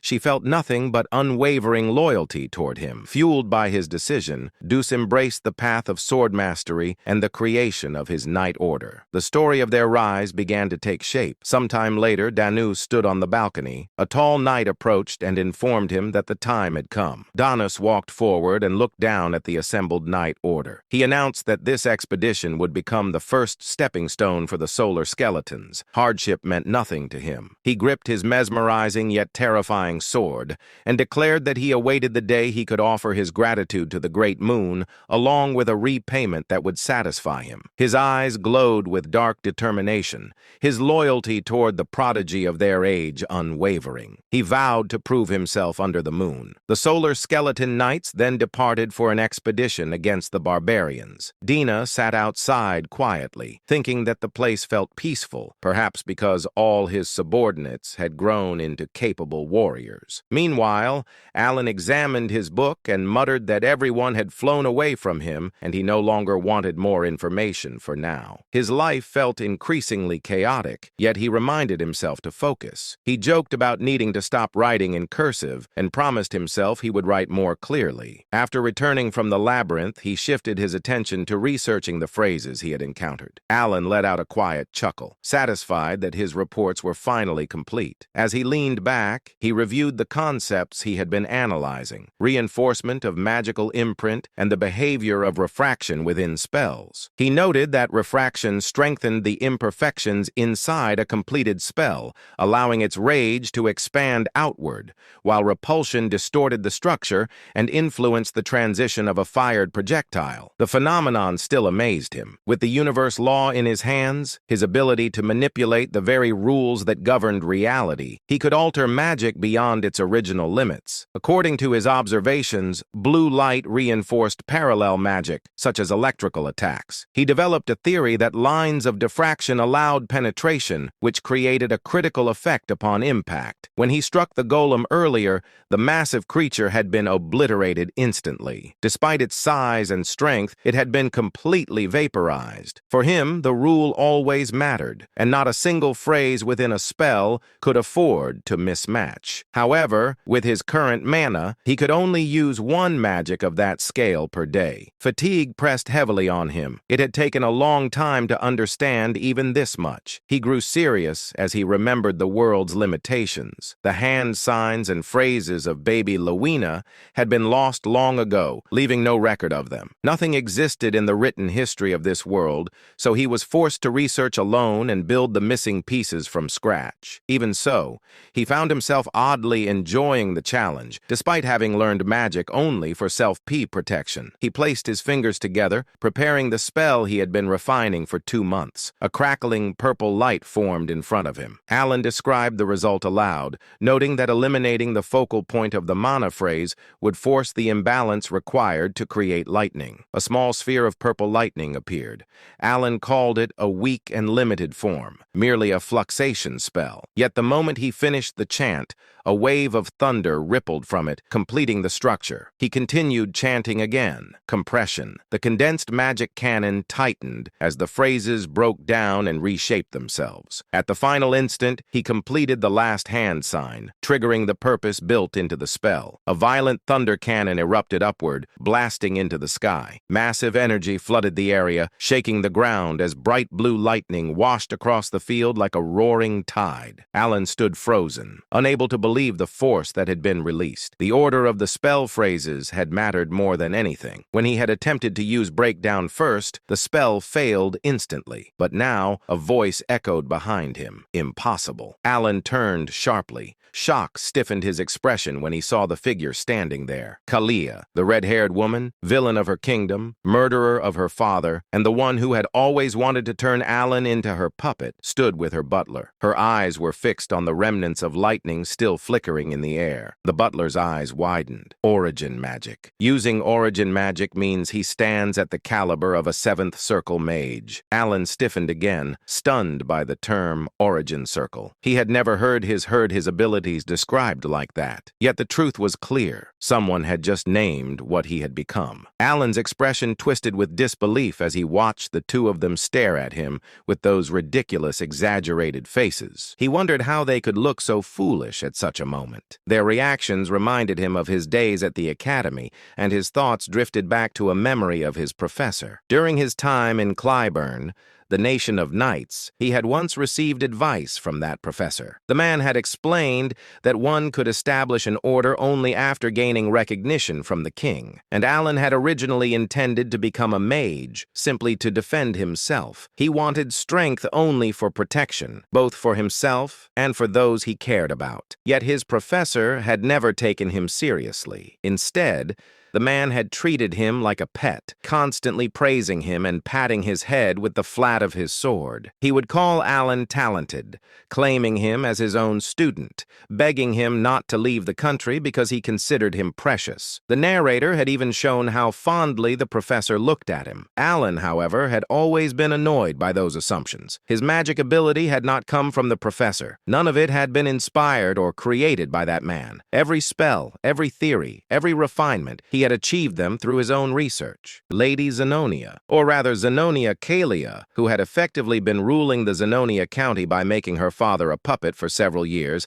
had come to Count Palatio's estate for two main reasons. One reason was to gauge the intentions of Elon, now Count Palatio. Despite holding cards that could cause substantial damage to the current Zenonia County, he hadn't used them. The relationship between Zenonia County and Palatio County wasn't necessarily bad, but she knew that the essence of the Count was similar to her own, a kindred spirit, so to speak. In other words, she easily understood that Elon wasn't the type to wield such powerful cards out of some trivial sentimentality or misplaced compassion. She had come to ascertain his true intentions. The second reason was to assess the power of the organization that Count Palatio was rumored to control. Of course, Kalia knew that just meeting the Count wouldn't reveal the full extent of the shadowy organization he commanded. However, Kalia had a way to glimpse at the fringes of that power. There was the wizard Bianchel. He had once proposed a new theory on forgotten era magic within the Magic Tower,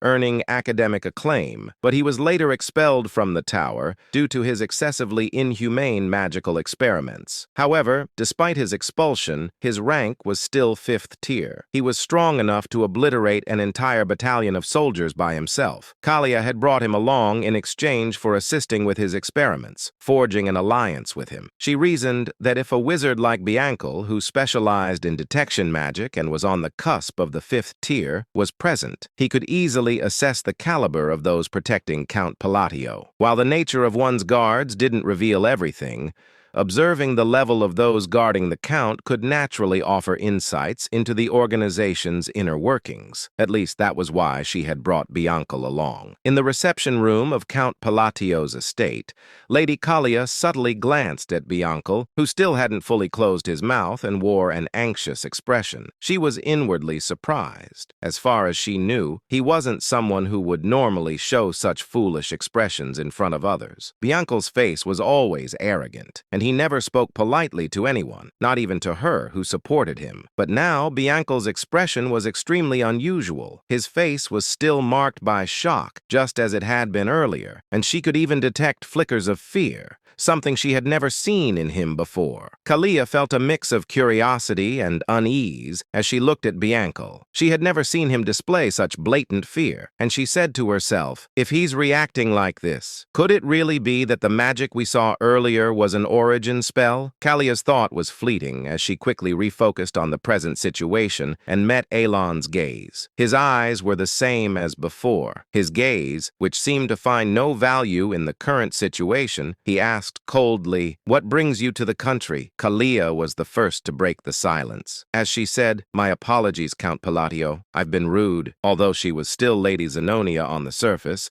she respectfully addressed the Count and apologized for entering the training grounds. and for the sudden visit. She added, I've been wanting to meet you so much.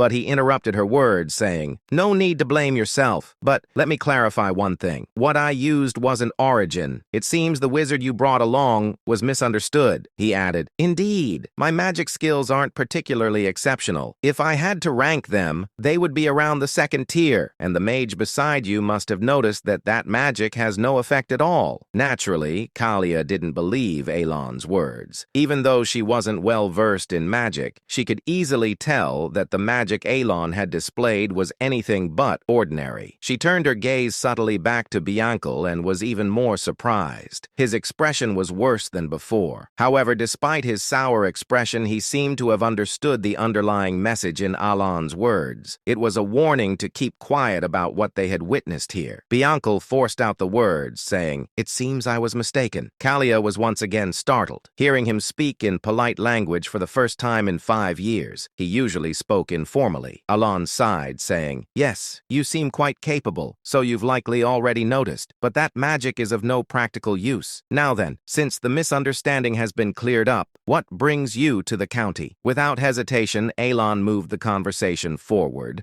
prompting Kalia to quickly collect herself and said, it wasn't anything special. I happened to be in the area for some business and thought of you, so I decided to stop by briefly. Alon inquired, is that so? She replied, yes. After pondering for a moment, Alon said, unfortunately, I'm quite busy and won't be able to chat for long. She stooped ready to leave and said, that's fine. I only stopped by briefly. I just wanted to pay my respects. But Alon spoke with an indifferent expression, saying, if you're in need of conversation, it might be a good idea to visit the Duke of Altia. I think the two of you would get along quite well. Lady Zenonia smiled and replied politely, if you say so, I'll consider visiting the Duke. However, her mouth was dry. Watching as Lady Zenonia's carriage gradually disappeared into the distance, Evan asked, why would Lady Zenonia from that notorious family in the West visit you? Alon answered, how would I know? Evan looked puzzled, but Alon genuinely had nothing more to say this time. He couldn't guess why Kalia had come either, and he said to himself, it's annoying that I showed her my magic. And let's just hope rumors about me using origin don't start spreading. In this world,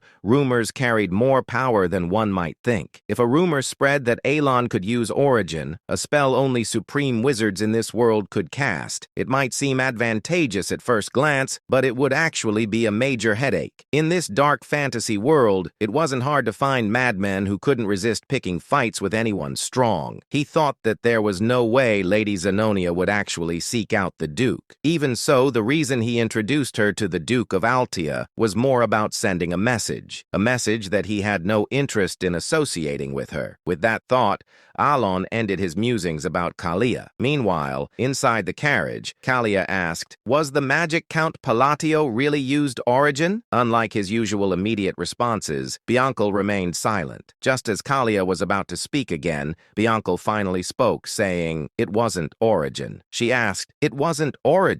Then what was that earlier display? As Kalia questioned him, clearly not understanding, Bianca trembled in fear and began to explain, saying, origin is the endpoint of all wizards, a canvas of sorts. It is a canvas allowed only to those who have established magic as a truth, where they can draw their own unique laws, magic that possesses its own unique arrangements and manifestation formulas, painted onto an unchanging canvas. This is what we call origin. However, he swallowed and continued, Count Palatio's magic was different. It wasn't drawing on a canvas. To be more precise, his magic was akin to tearing the canvas apart. Bianca explained further, saying, in other words, he was twisting the truth that should remain unchangeable. Although I only saw it for a fleeting moment, since I was using the observation eye at your request, I saw it clearly. Bianca muttered, fixing lightning that shouldn't stop, twisting the laws to collapse the spell that had been manifested, and yet still managing to manifest it flawlessly. It was an unbelievable miracle, and behind it, he He stopped speaking abruptly. The image of Count Palladio from earlier flashed in his mind, at the moment when he displayed that incredible magic. His eyes had revealed a talent that could only be attained upon reaching the 6th tier, even if acquired later in life. A talent that Bianco had only barely glimpsed after reaching the peak of the 5th tier due to his own latent talent. Eyes that could perceive the world itself. It was an eye, a pair of jet black and red eyes. With 2 crimson rings encircling the pupils, those eyes had appeared when the Count used his magic. Recalling this, Bianco could not hide the fear that filled his own eyes. If it was what he thought it was, the Count had accessed the power of a forgotten ancient god when he used that magic. But Bianco cut off his own thoughts, even using magic to force himself to stop thinking. Having delved into ancient knowledge, he was well aware of how dangerous it was to try to infer the truth behind such things through further thought. And he added, "Let me give you one piece of advice. Never make an enemy of him. Do not oppose Count Palladio. That's all the advice I can give." Having said that much, Bianco fell silent. Lady Zenonia also kept her silence. At the same time, Kalia naturally recalled Alon's expressionless face and his calm gaze as he had looked at her. Without realizing it, she let out a self-deprecating smile, because through Bianco's words, she had realized something. There was no point in trying to understand Count Palladio's intentions from the start, and she had also realized that she had already become nothing more than a pawn on his chessboard. And then, about 5 months later, 2 years had passed since the children had been sent off on their individual paths. Inside his office, Alan asked calmly, "Any new information? Preferably news about that kid?" Evan shook his head, saying, "Nothing about the children, Count, but there is something else." Alan glanced up, uninterested at first. Evan continued, giving news that struck like lightning. "Zenonia County and Altea Duchy have formed an alliance." Alan froze, inquiring, "What the hell did you just say?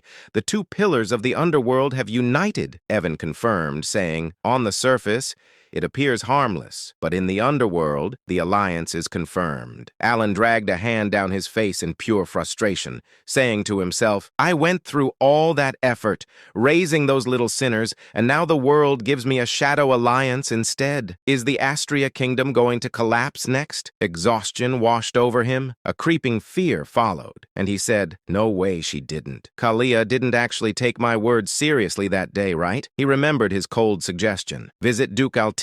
He certainly hadn't meant form an alliance with him. He slapped his forehead again, saying, "Come on, it has to be temporary. With Kalia's personality, cold, arrogant, hostile, it's impossible, but I should prepare." He picked up his pen to write a letter. "Kalia, if I came off blunt, if I sounded cold, I was not intending to insult you." He stared at the line. This doesn't sound like an excuse at all. Still, he folded the letter and handed it to Evan, saying, "I'm leaving this to you." Evan nodded, saying, "I'll deliver the message to Lady Zenonia through the Machinery Guild. I'll continue searching for the children as well." Alan sank back, scanning several reports, and he said to himself, "I wonder what Randan and Seol Rang are doing now. Even Utia." His eyes landed on a blood-stained letter the 2 had sent after reaching their destination, and he said, "Seol Rang wouldn't have died, right?" The thought was dark, but it slipped out. He continued reading. If they followed the instructions and found the gift, they should have gained their warrior symbol, maybe even escaped Baba Yaga by accident. Alan reviewed the note describing the ability of the gold mana beast's hand glove, the treasure he had given Siren. That girl received something valuable. She wasn't born with the sin of pride. She could have become a strong warrior instead of a fallen sinner. He sighed, saying it was right there in the item description. If I had told her about the treasure's hidden value, she could have sold it or used it for funding. With her talent, she could have made a living anywhere. His gaze drifted toward the balcony and the stretching horizon beyond. He murmured, "After all, this land is a place where anyone can seize the world through strength." Night draped the desert colony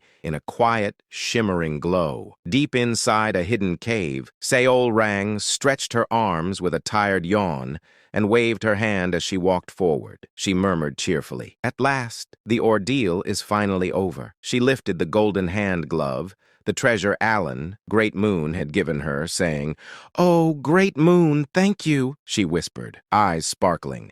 "This gift is incredible." Clutching the glove with affection, she thought of the pale, gold, kitten-like spirit that had appeared earlier. She said, "I always believed the essence of the Golden Mane tribe was just some random charm. But what I heard as a child wasn't some fairy tale at all." Memories surfaced. Her mother's gentle voice, the warmth of their old home, her tribe's forgotten pride. "Our Lenjin are descendants of the Golden Mane tribe," her mother had once told her, "kings of all beastkin. The essence of the Golden Mane tribe is a high relic passed down for hundreds of years. It grants us power and divine authority." Returning to the present, Seol Rang held her breath, and she found that very essence inside this desert cave. The moment she had put on the golden glove, pain had surged through her entire body, so real, so overwhelming. She had faced trial after trial inside her own consciousness, each challenge tearing at her mind. But she endured. Looking at her hand, she whispered, "One day I nearly died as a test subject, yet the great moon saved my life." The memory stung her heart. Abandoned orphan, treated as nothing. But Alan had changed her fate, she said, voice trembling with emotion. "He gave me the power to take revenge on the Black Dragon, the monster who killed my parents." She tightened her fist. Golden aura burst from her palm, flaring across the cave like sunlight tearing through darkness. She added, "I must repay the great moon's grace." Energy surged violently from her body,